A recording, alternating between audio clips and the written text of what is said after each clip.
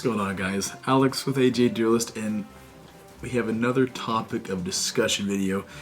I asked the question on what some of the things that you guys would like to hear my thoughts, hear my opinions on, and surprisingly there's a lot of people asking me, whether it's through Instagram or through YouTube, on investing in Pokemon. First and foremost, I am not a financial advisor, nor anything I'm saying is something that you have to do. This is strictly opinionated and some of the things that's kind of worked out well for me and from other people that I've seen. Now, I'm sure a lot of you guys probably watch the, Alpha Investments channel with Rudy or Nostalgic Nomics. Very knowledgeable guys in the hobby. And when I can tell you, and from what I've learned from them and different weird facts, is that it's Pokemon itself. It's been a very interesting climb. So we've had major spikes in almost any like sealed product. And me personally, I've always been kind of a sealed collector in general. So when I started back in the hobby many years ago, I was a Yu-Gi-Oh guy. Yeah, I was primarily more Yu-Gi-Oh than I was Pokemon, just because Yu-Gi-Oh actually collected more of the cards than Pokemon. I played more Pokemon games than anything. But when I was collecting, I always wanted to have the starter deck sealed, because that's what I had as a kid. Right, so you could actually physically hold it and it's there. Because I knew there was lots of cards on the market, but the actual sealed product was kind of neat to have. It's like, well, I have this cool relic that's from 2002 that's sealed, and it's nuts to me. So when I started buying some of this stuff, I remember those starter decks were probably like $50. Like a starter deck Kaiba, starter deck Yugi, might have been $100. And now them things are what, $350 to $5. I think in the peak, I think some of those were like, not the unlimited, it's not first editions, they were actually pretty high.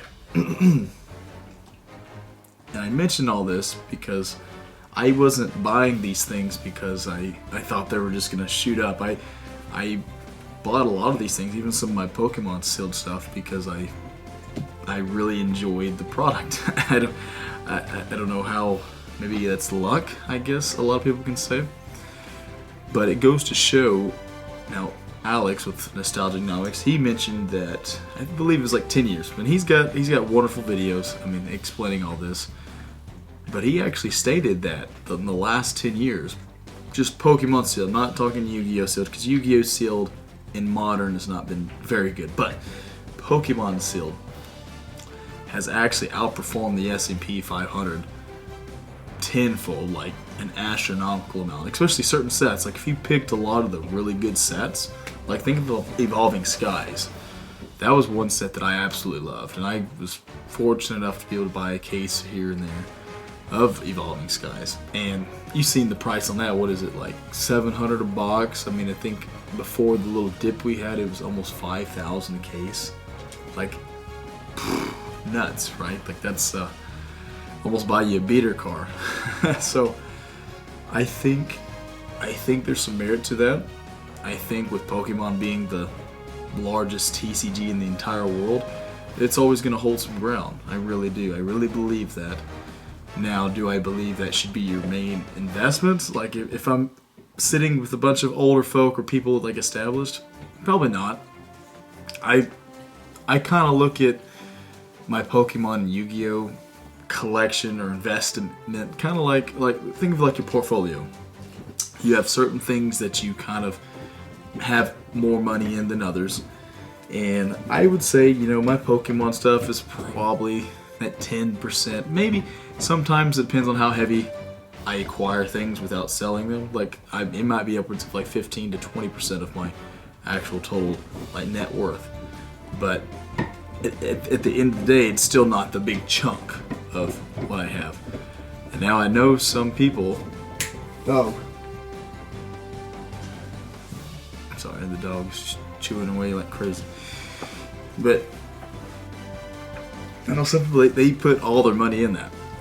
And I think that's a dangerous game to play.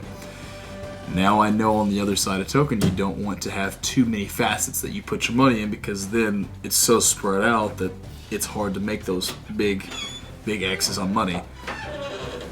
So where should you go? Obviously, I think you should look at things that, for one, very popular, very well known, a lot of enjoyment by many people. You got to find those things that you can kind of see, like, okay, this set right here it's definitely something special. And I could argue also, and somebody probably in the comments will say that it don't really matter, because there's a bunch of crappy sets that freaking did really well. Look at Evolutions. I personally really liked Evolutions. I did. A lot of people that I know hated that set because they reprinted the heck out of it when it was coming out. Like, I'm talking reprinted it to the ground. I want to say booster boxes for what, like, were they $80? Like, they were cheap, man. They were cheap. No one wanted the stuff. And now what are they, like $780, $800 a box? So even the not so great sets, because there's much better sets in the XY era than Evolutions, still appreciated very well. I don't feel that there's going to be anything that can happen to just make it go to zero. I don't believe that. Now, could I be wrong? Yeah, absolutely. I do make it wrong. It's anything like in stocks and crypto that I'm in. Just because I think something and a lot of billionaires think something's going to just be a very amazing investment, sometimes doesn't crack out. So I guess you have to know your risk. You have to know what you're willing to lose, and you have to have not a negligence belief, but you gotta have something that you stick to. You can't be wishy-washy.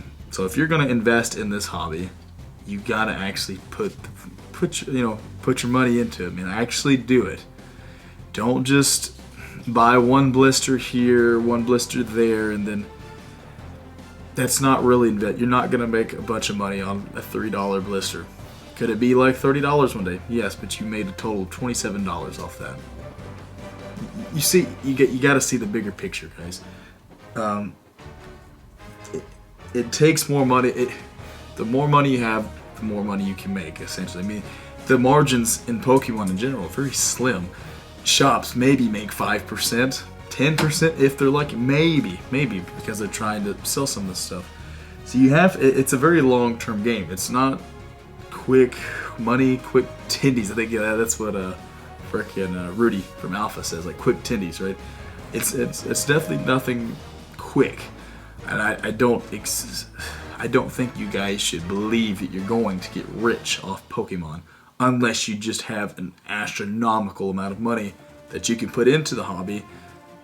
And then if you had that kind of money, I would urge you that there's probably much better things that you could probably put your money into to make a better return. But who am I, right?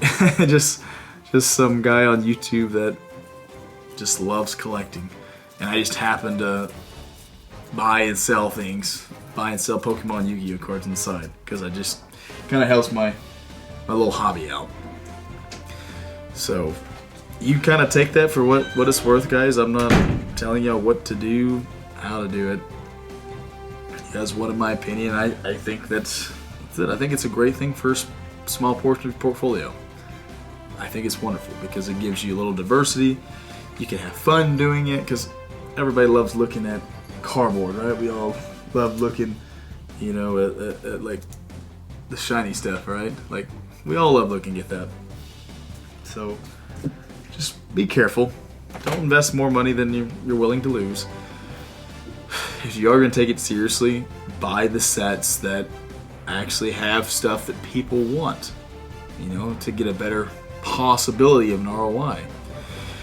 And let me think here. Oh, singles too. Crap, I'm just talking about sealed product, I guess. In singles, I think singles are a dangerous game. I think they are. Hear me out. Those PSA pop reports will continue to go up. They will. More product will keep being opened, and slabs and singles will become abundant. Do I think some cards are better than others to have? Absolutely. I think they're wonderful. I buy and sell slabs. I love them. But in terms of long term, I don't feel as strong of an appreciation on a lot of slabs compared to some of the sealed product. Very opinionated, but I put it in the fact that these boxes out here are becoming slimmer. Whereas, again, the pop report on some of these cards will only go up because kind of demand, supply and demand, right? Though I would say sealed product is definitely safer for me to really like invest heavy. Sealed product, I take it with a grain of salt. You know, maybe if you're trying to do quick flips, you know, like you're selling stuff, yes, it's fine. But in terms of long-term ability, it's I don't know how that's gonna go. I don't know. Me personally, when I buy slabs, singles, I like to buy the things that are harder to get. So I guess, for example, we'll use the Evolutions Charizard PSA 10. Yes, there's 700, but it might be 800 PSA 10s now. Mind you, there's like 20-something thousand submissions of that darn card. You see where I'm going with this? There's a rarity behind it because it was so freaking hard to get the 10 that 700 seems like a huge amount. It does. But when you look at the grand scheme of things of how many people are trying to send these in and open this product, it's why the price is what it is. So when you're buying these things, you got to look into that. Is it something that any like Paul or schmuck can just go and freaking buy and send in grading, right? And so that's kind of my strat. That's a lot of the things that I collect. Like if you look at some of my higher end slabs, like my EX Dragon Charizard, like the things that you just don't see very often. You don't see them, and there's not very many of them. I like collecting those kind of things because it puts a distinct kind of premium for me to know that, hey, this is really cool. Like you're just not gonna see this card just laying around anywhere, you know, not in this grade.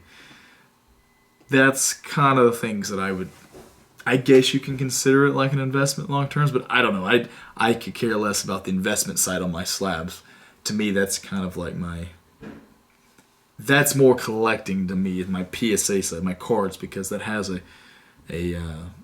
value in here that I can't replicate. It's kind of hard to explain, and maybe somebody in the comments can explain that. Something about those, man. It's pretty funny. But man, I hope I didn't bore you guys too much. Where we at? 13 minutes. Oh wow. Ooh. Hopefully I don't get fried too hard in the the comments section. But I hope you guys enjoyed this. I was probably all over the place, you know, but you guys asked for my opinion. There's my opinion. So I'm Alex with AJ Duelist, and I hope to see you guys soon.